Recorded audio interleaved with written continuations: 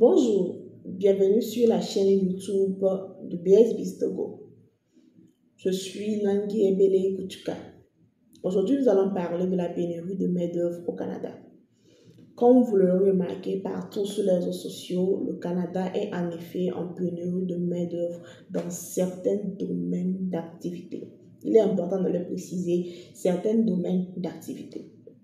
Et comme vous le savez, au Canada, comme dans les autres pays du monde, plus le travail est qualifié et moins ils ont besoin de personnel. Et moins le travail est qualifié, plus ils ont besoin de personnel. Alors, en gros, il y a deux possibilités de pouvoir immigrer au Canada en tant que travailleur. La première, c'est soit accepter des emplois pas trop qualifiés. Comme vous le savez, la population canadienne est vieillissante et il n'y a pas assez de jeunes pour travailler au salaire minimum. En deuxième position, avoir des emplois spécialisés. Nous parlons par exemple des hôpitaux ou encore dans le domaine de l'informatique. Et comme vous le savez, il n'est pas donné à n'importe qui de travailler dans les hôpitaux ou il n'est pas donné à n'importe qui d'être médecin. Il va falloir faire plusieurs années d'études en médecine, avoir un doctorat en médecine avant de devenir médecin et tout. Dans le domaine de l'informatique, par exemple, il faut vraiment être un passionné du métier, vraiment travailler, connaître vraiment les contours du métier, maîtriser le système et tout pour être un bon spécialiste de l'informatique.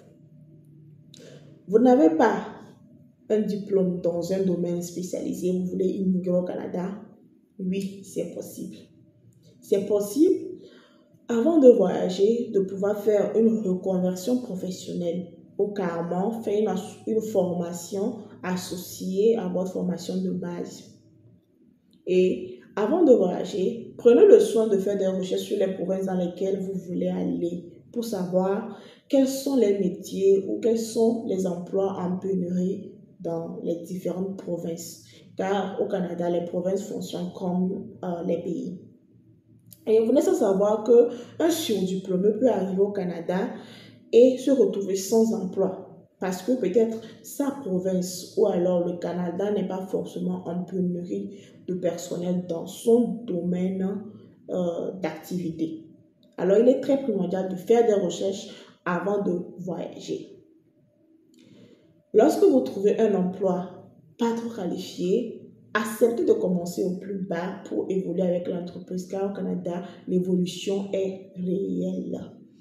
En gros, ce qu'il faut retenir de cette vidéo aujourd'hui, c'est qu'il faille faire des recherches approfondies sur la province, sur le métier que nous voulons faire avant de voyager, avant d'immigrer au Canada.